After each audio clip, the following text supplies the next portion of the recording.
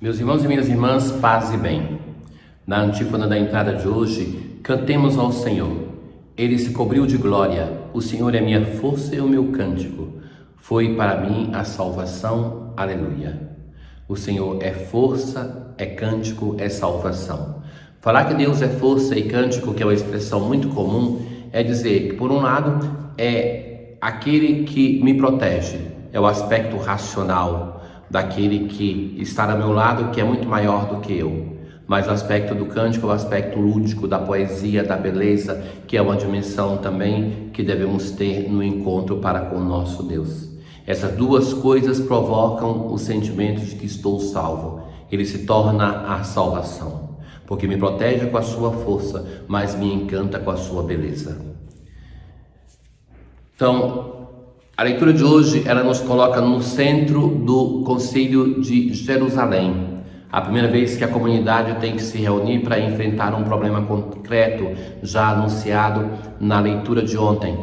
Então, Pedro se levanta e vai dizer: irmãos, vós bem sabeis que desde os primeiros dias Deus me escolheu do vosso meio para que os pagãos ouvissem de minha boca a palavra do Evangelho e acreditassem.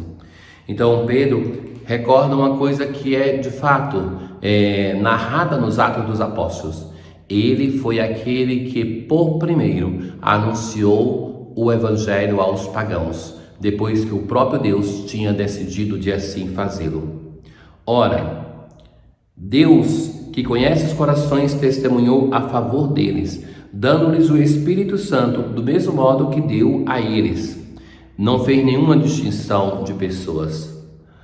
Então, por que agora vós colocais Deus à prova? E nem nós mesmos tivemos como força para suportar isso que vocês agora querem impor aos pagãos.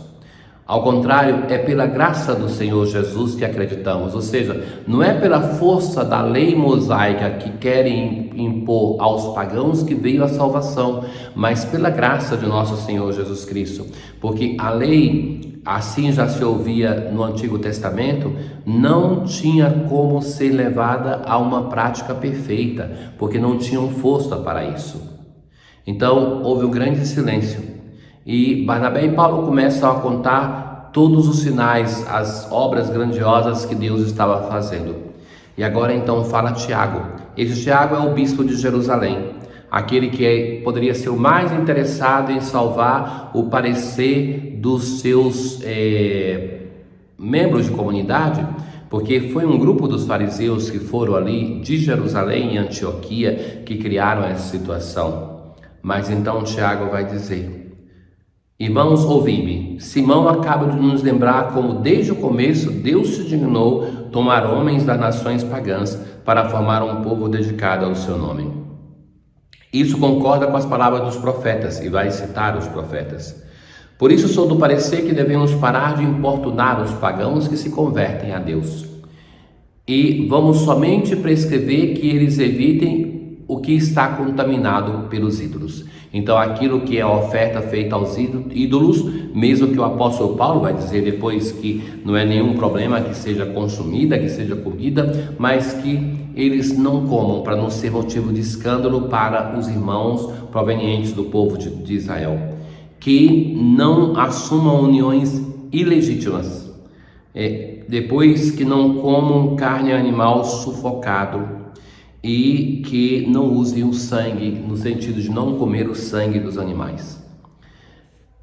Com efeito, desde os tempos antigos, em cada cidade Moisés tem os seus pregadores que o leem todos os sábados da sinagoga. Então, que, de algum modo, eles já tinham conhecido os pagãos algo sobre a lei mosaica, mas que eles não estariam obrigados a obedecê-la.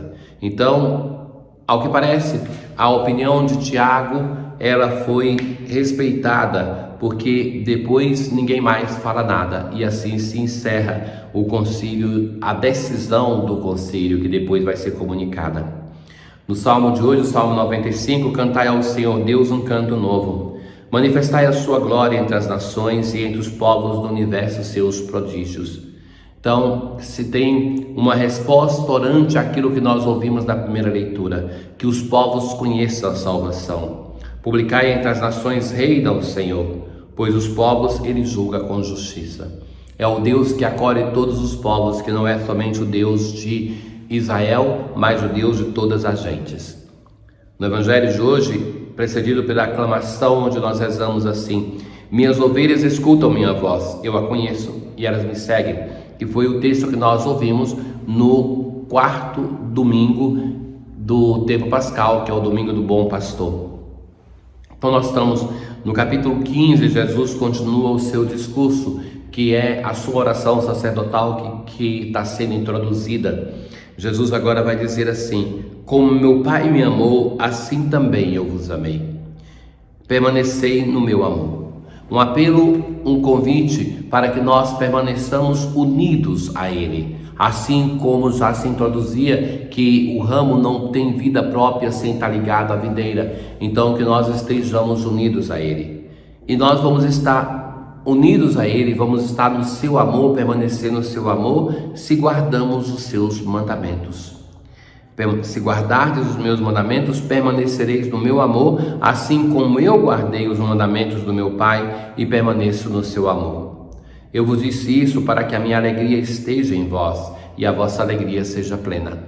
Então, o tom dessa parte do discurso muda, é um anúncio da alegria. Uma alegria que nasce do estar próximo ao Senhor, uma alegria que nasce da certeza de que Ele me ama. E através da vivência do amor, que é a manifestação de um modo concreto de união com o Senhor, que repercute numa vivência dos mandamentos, então os mandamentos nos colocam em união com este amor de Jesus, e Jesus nos coloca em união com o amor do Pai.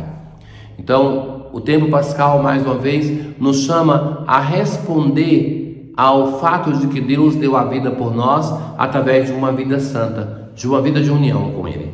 E essa vida de união com Ele deve repercutir na nossa existência, em uma disposição de amar plenamente.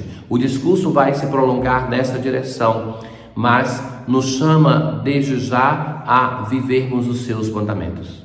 Então, essa palavra aqui tem uma certa aversão entre nós, mas que é uma tradução um tanto infeliz, traduzir as 10 palavras como 10 mandamentos, porque nós temos uma aversão cultural àquilo que nos mandam, àquilo que nos impõem, porque parece que é algo que não nos pertence. Contudo, meus caros, uma comparação vale a pena ser feita. Uma pessoa, por exemplo, que vai ao médico e essa pessoa tem um vício, digamos que fuma. O médico vai dizer para ela: você tem que parar de fumar. Isso pode ser acolhido pelo paciente como uma imposição. Então ele volta para casa, vai continuar fumando, talvez até escondido do médico, mas vai causar danos à sua vida, à sua saúde.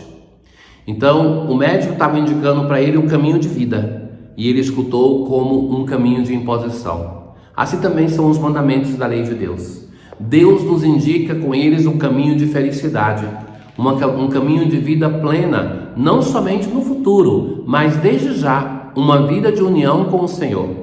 Se nós continuamos a escutar como uma imposição externa, não percebemos que toca o centro da nossa felicidade, que somos chamados a essa felicidade através de uma vivência que nos conduz à nossa essência fundamental. Então isso é o sentido dos mandamentos. A palavra que mais evoca essa dimensão dos mandamentos é aquilo como os hebreus chamam o Pentateuco, a Torá. Então, porque grande parte da Torá é a parte dos mandamentos, aquela parte central são os mandamentos. E que os mandamentos, eles são evocados na tradição bíblica como aquilo que forma o seu povo, que dá sabedoria ao povo de Deus. E a palavra Torá quer dizer flecha, uma flecha que nos conduz ao Senhor, que nos conduz a uma vida plena. Então resgatemos o sentido dos mandamentos, porque neles nós encontramos vida e felicidade. Ó Deus, vossa graça nos santificou quando éramos pecadores e nos deu a felicidade quando infelizes. Vinde em socorro das vossas criaturas e sustentai-nos com vossos dons, para que não falte a força da perseverança àqueles a quem destes a graça da fé. Por nosso Senhor Jesus Cristo, vosso Filho, na unidade do Espírito Santo. Tenham todos um bom dia. O Senhor esteja convosco, Ele está no meio de nós. Abençoe-vos o Deus Todo-Poderoso, o Pai, o Filho e o Espírito Santo. Paz.